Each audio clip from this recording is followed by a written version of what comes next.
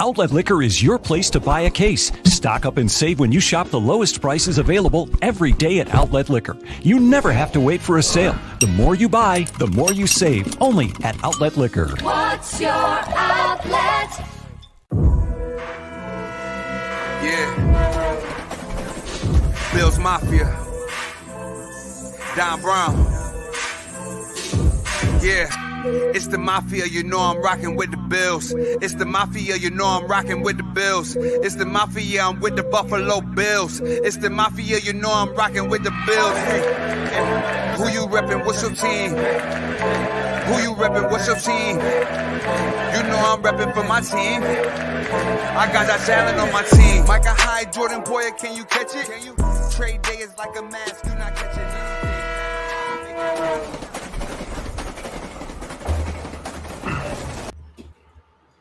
Folks, happy Friday and welcome to another episode of the Crowd Assist podcast presented to you by Trainwreck Sports. I'm your fill-in host, Merekat again. Wade couldn't make it, unfortunately, joined by the great Kevin and Merekat, and we got a great show for you guys today. We're going to be talking about some battles we're looking forward to coming up in training camp because, newsflash, this Bills team is really deep at some spots, so there's going to be some good players that don't make this roster come final cut downs. But first, shout out to our sponsors at Amherst Pizza and Ale House. If you've been to Amherst Pizza and Ale House, you know how just great of an experience it is. From the menu, which you always hear Wake raving about the pizza tots, which, don't get me wrong, are amazing, but I love their wings and some of their sandwiches. The steak sandwich is amazing. They have tons of TVs, always with the game on, and a great draft list. If you haven't been to Amherst Pizza and Ale House, get down there ASAP.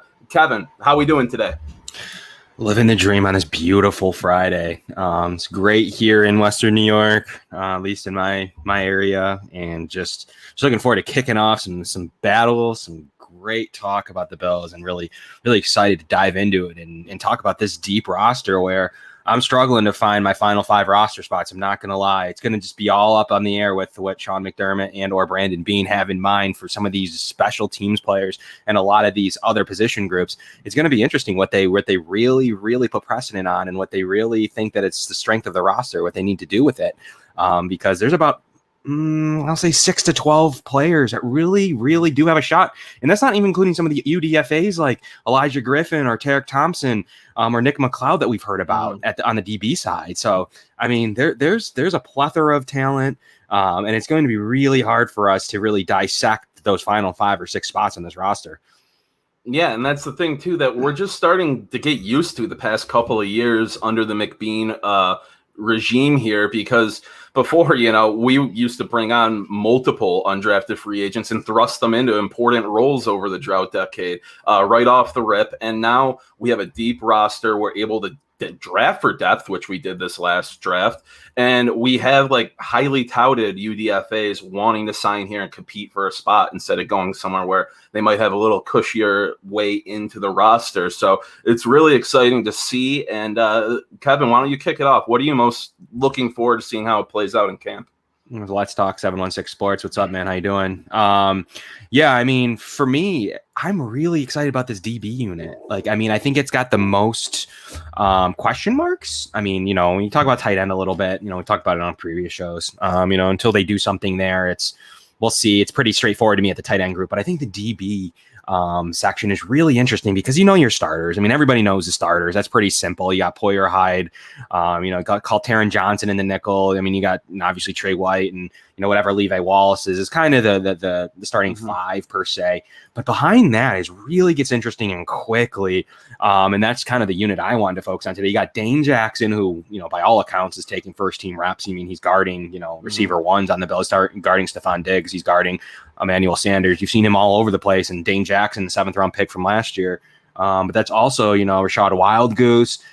You got Hamlin in there competing on a safety spot. Jaquan Johnson, as a lock as a third safety now. Yep. Josh Thomas is a guy that's been on and off the roster. They really do like. They've kept him around as a college free agent.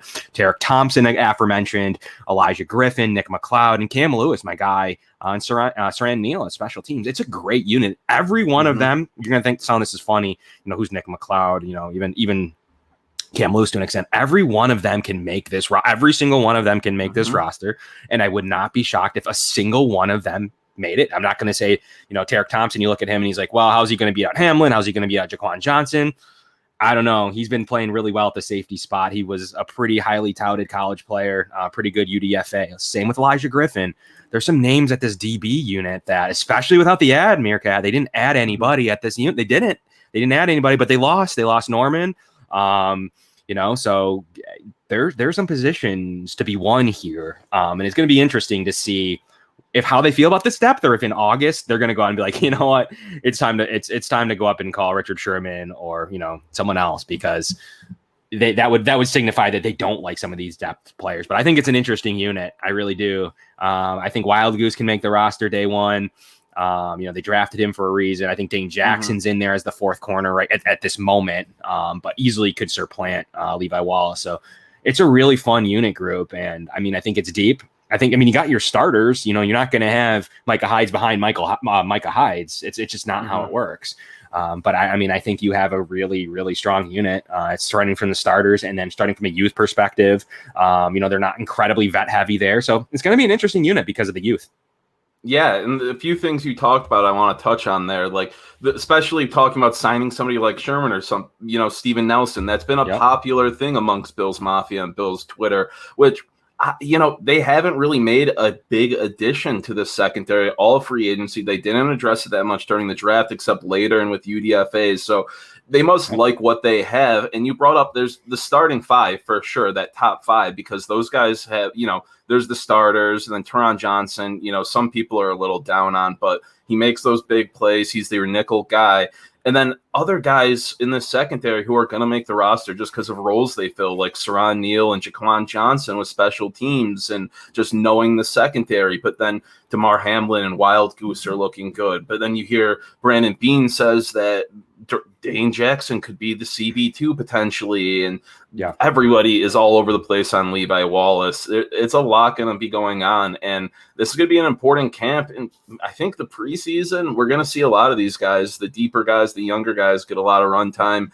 And, that could make some things shift. Like they could be making a lot of moves even after the final 53, playing around with pieces, because you know what Beane likes to do.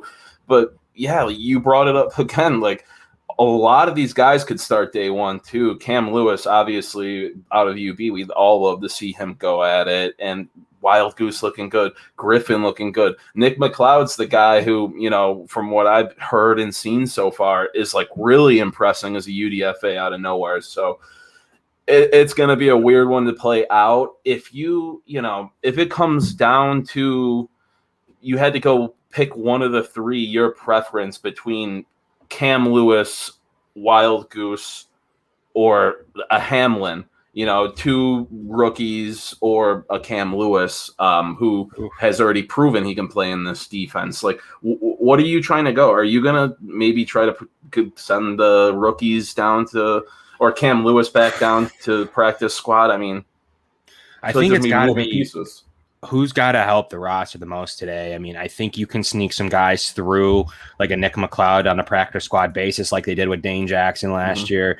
I think you got to look at Cam Lewis as the guy that had Taron. We talked with Matt Perino about this, that had Taron Johnson beat out middle of the season, right around the primetime stretch of that Tennessee, Kansas City stretch that they had last year. They will have again this year. Cam Lewis beat him out for the nickel job and then got hurt. He played really well. He's a guy to watch out for. I think that he can make this roster. If they don't add anybody, Cam Lewis is my guy to watch out for, to make the team straight up. He plays some teams. He's got some nickel versatility. You can put him on the boundary, but they really view him as a strong nickel candidate. Call Saran Neal what he is. He is a special teamer through and through, one of the best ones on the roster. They like him across the special teams unit. Don't really like him in a pinch anywhere on the field. He just didn't develop into that corner or safety that you were looking for there. But he will make the team, and he's a lot kind of as that six corner, that Taiwan Jones, that kind of, whatever you want to call role. He's going to be on the team. So, how do you divvy up that another five? I think the four are fairly set with Dane Jackson and Levi Wallace there, as well with Taron Johnson and obviously Trey White. Who makes that final cornerback spot? And right now it's Cam Lewis to me, without any moves. if it's not Cam Lewis, a guy like Elijah Griffin, I think can really go ahead and earn that spot as he's got some good precedent. And I had him as a 5th round pick in this draft. I had him as a 4th or 5th round pick. I wouldn't have been shocked to see him pick over, with one of those 5th round slots. I really wouldn't over, call it Tommy Doyle. So I wouldn't have been shocked if that Elijah Griffin was the name there. I mean, that's about the range I had him in. So he's a strong UDFA. And I'd like to see him play. Nick McLeod, you put on the practice squad. That's kind of where I'm looking at. And that safety unit is interesting too, because, who's the 4 safety? Is it Hamlin? I think right now it is, but that does not mean that Tarek Thompson cannot go in and earn that 4th safety job. No, by no stretch. If he's better, I don't think just because he's a 6th round pick means that he's a lock solid on the roster for safety, no issues. That's not to mention any injuries at the DB unit. So for me, Merekat, I'm watching out for those battles. I'm looking out for Thompson early on in camp, seeing if he has if he needs a long way to go. The 3 preseason games, I don't know how they're going to play him this year. That's a cool talking point. Are they going to use game 3 as a normal dress rehearsal, or are they going to do 1, 2 dress rehearsal, 3 guys like Elijah Griffin? I don't know. You lose that 4th game now. I'm really interested to see how much the starters play in the first 2, probably a lot. I'm interested to see what they do in that 3rd game. And that's where guys like this really come in with a preseason we haven't had last year. So I'm really intrigued by these DB units. I want to see some of this youth. I'm sick of these old vet guys that may be good, may not be good. Kevin Johnson was okay. Josh Norman actually played fairly well. Surprisingly well. Yeah. You're just not going to get that vet presence all the time unless you go out and get a starter. So if they go out and get a starter, this all changes. This all changes because then you're bumping Levi.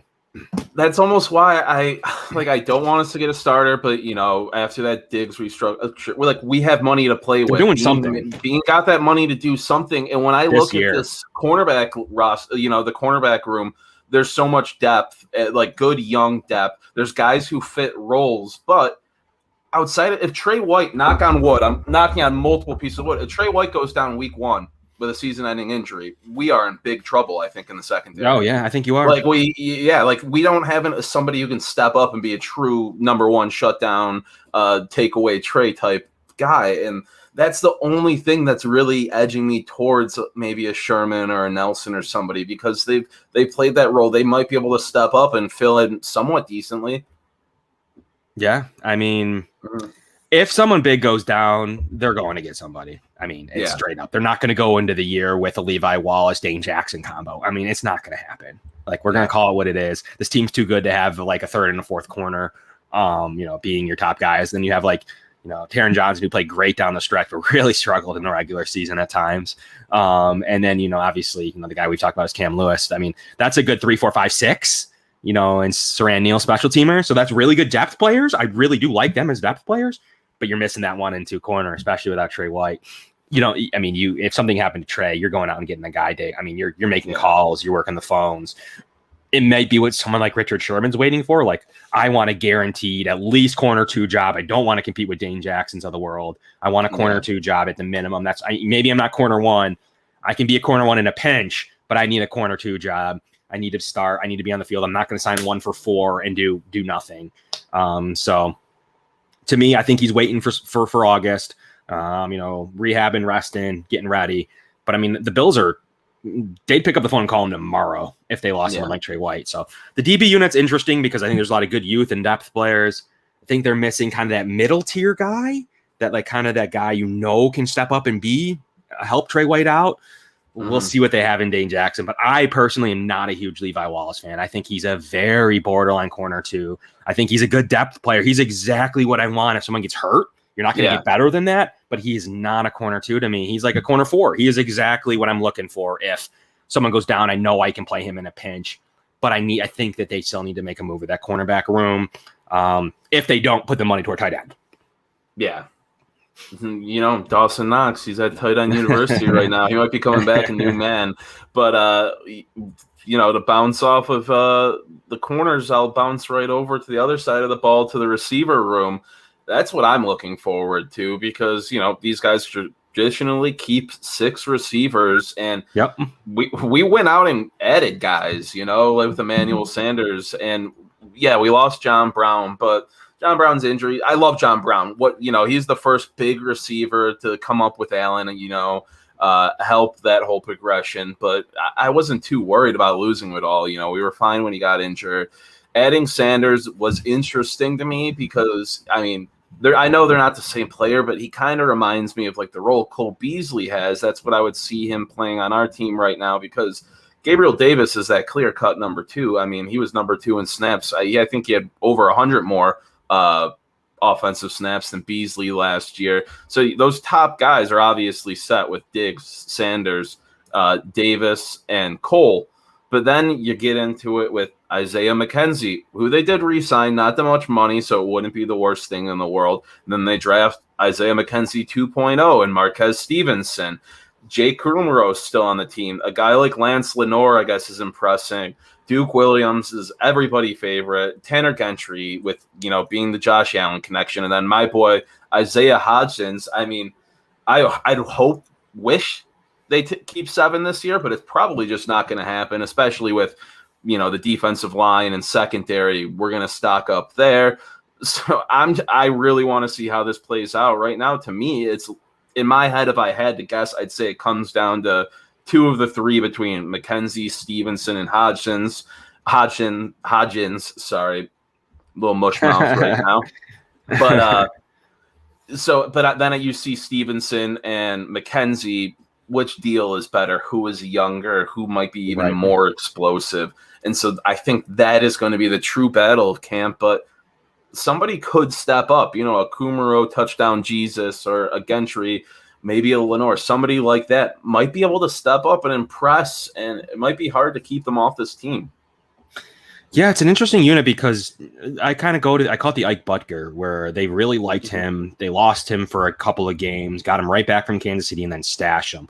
That's kind of what I look like when I talk about Jake Kumerow, because he's a guy that fits a mold. He fits a certain thing that they're looking for, adds to teams. He's a guy that they like in the room. He's a guy to watch out for. Is that 6th special teamer, does everything. Let's be honest. You're not expecting your 6th receiver to do anything more than very, very specific sub packages like he did on the Denver game, I believe. Really where he's just running a specific 4 or 5 wide receiver set in very, very small doses, but then playing teams the rest of the active game day roster. That's what they're looking for out of that unit now. So if you dedicate someone like Kumerow there, obviously who right now who your starting 3 are with Sanders and Diggs and Beasley, and then obviously Gabe Davis. There's 4 there, and then if you dedicate one of the special teams unit. But then you still need a kick returner. So it's going to be between Stevenson and McKenzie to see who wins that special teams job too. So they have a propensity to use at least 1 spot on receiver for special teams, and maybe even 2. So I think McKenzie's a guy they love. For me, I like Isaiah Hodgins a lot too, but where does he make the roster? He needs an injury. Tough. He needs an injury. No one's taking him. Yeah. No one's taking him off waivers. You don't think so? You don't think so? If we try to move him down, unless he's a good preseason, then you keep him. Yeah, then you got to keep him. But with the camp he's having, being healthy, what people are saying, I love the role he plays in this offense. It's like a juiced up what David Nelson did back in the day kind of role. Yep. But. Yeah, losing. We still had McKenzie on the roster last year with Andre Roberts. So, even if Stevenson wins that punt returner role, they do love McKenzie and like the role he plays and the things he can do on the field. But that's the deal that you look at. It's just not a lot of money. It's easy money to cut. Stevenson's on that rookie deal. That's the thing that it comes down to, and that I'm just being a little biased. I know. Trying to get Hodgins on this roster, but I love it. I want him to make it so badly. Yeah, no, I think he's got a path to the roster. Mm-hmm. That's the funny part about this roster is, we could talk about any unit and I could probably find a path for most players. Yeah. I don't know, whatever they're doing at DT is kind of weird, like just stocking up on some old veterans who were never good, which is an interesting amount. I don't know what they're looking for there. Looking for a one tech kind. I just don't see the roster spot for any of those guys. But if you think about this receivers group and you're looking at Stevenson, they drafted him, they like their rookie contract, he can return. I don't know. It's going to be tough to leave him off the roster. But then you got a guy like McKenzie who, everyone thought was gone every year. I mean, he has missed many roster projections for years. And he just continues to be the fifth receiver every single year. They signed him. I don't want to call him a lock, but I got to put him as a safe. If he looks terrible in preseason, that could change things, but he's safe. I mean, in my opinion, especially, you're really only replacing Andre Roberts. And how do they replace it? With Stevenson? Do they replace it with Hodgins? Which route do they go? Do they go with Kumaro as a special teams kind of hybrid guy? I mean, that's really where I see it, but I just don't see, like I said, I don't see a path for the roster for a couple of guys: Lance Lenore, Brandon Powell, Tanner Gentry. I mean, Tanner Gentry's got to be at a couple of big. I don't see the path for those three. Yeah, like I do Stevenson or like I do obviously McKenzie.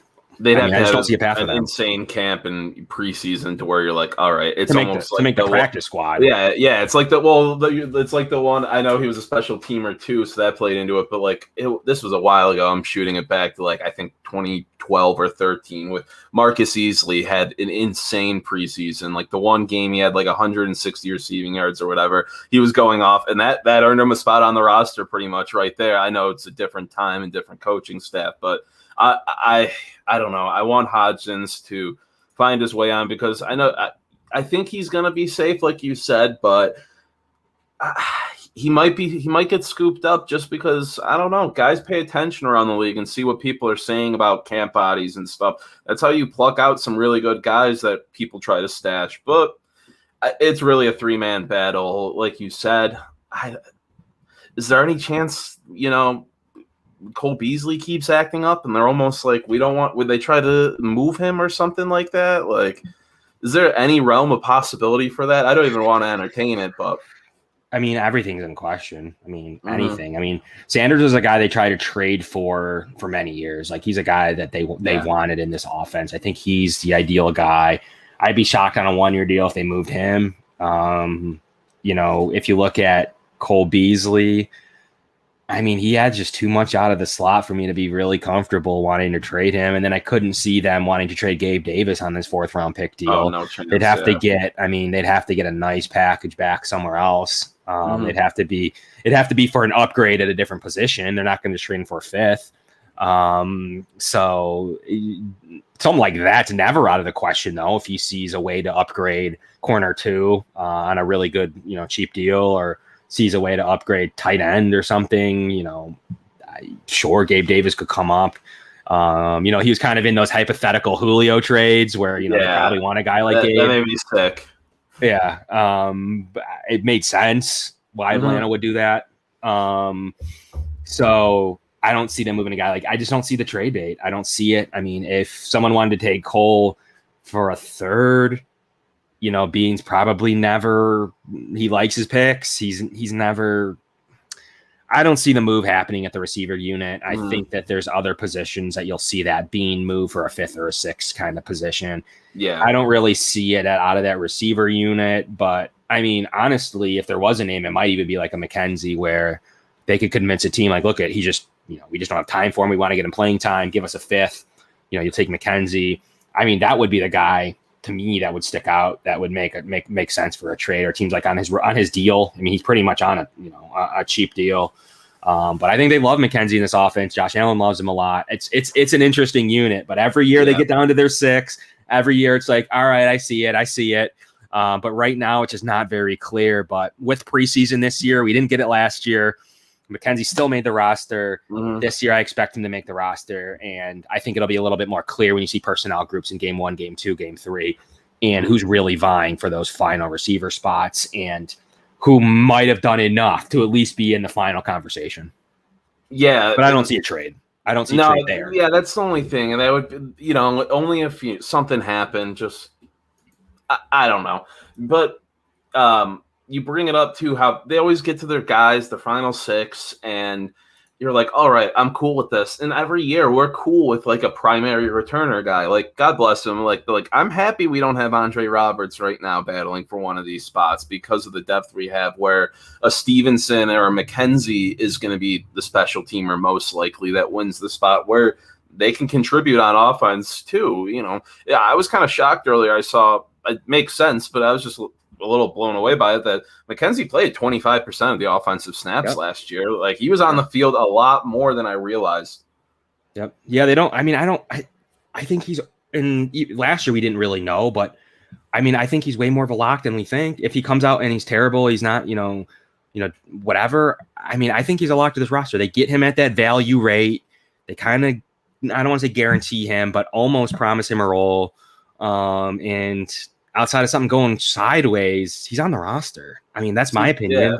His deal, though, is the kind of thing where it's like, I don't know if it was like, hey, we'll guarantee you the role, but, if we keep you, it's got to be at this amount because of what we're planning on doing, just the cap and everything. Or if it was more just like, because they were hesitant on re-signing him. I don't know if it was negotiations or maybe they just weren't that interested, because you saw McKenzie almost campaigning a bit here and there online. But that's the only thing that makes me think, they might – the drafting of Stevenson alone shows, they might not be fully sold on him, even though I do love Isaiah McKenzie. He's the Swiss Army knife of this offense. I just think he could be somebody that's not really a surprise, but would be surprising and cause a little bit of an uproar cut come final roster cut. But yeah, I don't realistically see anyone else outside of those three having a shot at it. Every year you hear the Duke Williams hype. I'm sure we're going to get some cool plays out of him in the preseason and camp and whatever, but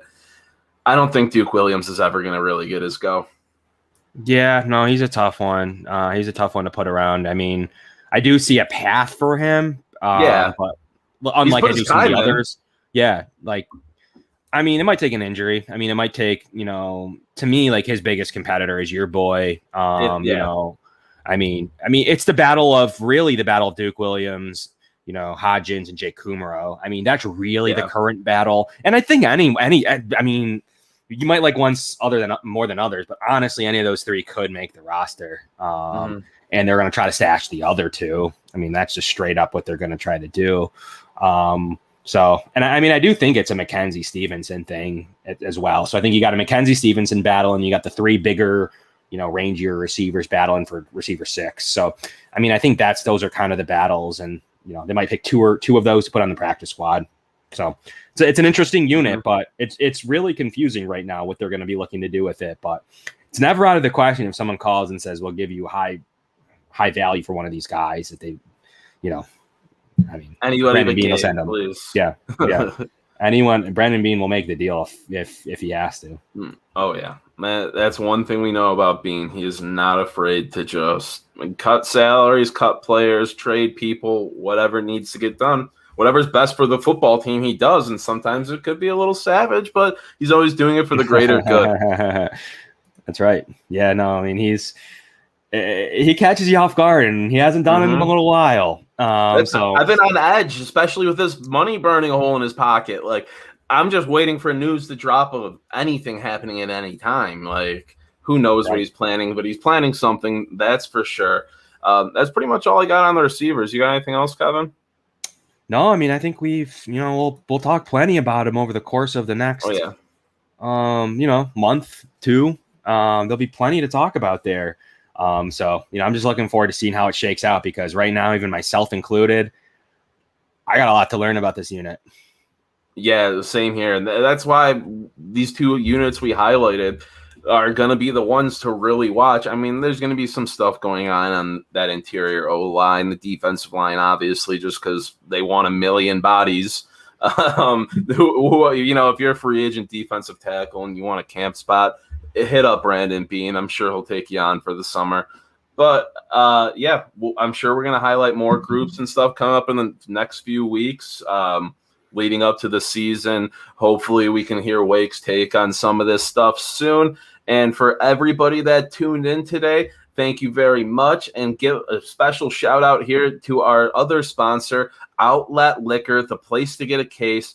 You're looking for anything liquor related, and all of your liquor needs, whether it's just a single bottle, a little taster, a little airport bottle, or a whole case or two. Outlet Liquor is your place to go. I had the chance to sample some Ghost Tequila from them, one of the brands they carry there. A spicy tequila. I'm not a huge tequila guy. It was insane. Like the spiciness was like the chaser basically for it, but it wasn't like making me sweat or anything. Just a nice little dry burn on the back end, real smooth. They carry plenty of incredible products like that. So go check them out. Outlet Liquor is the place to get a case. And thanks for tuning in with us, guys. Catch you next week.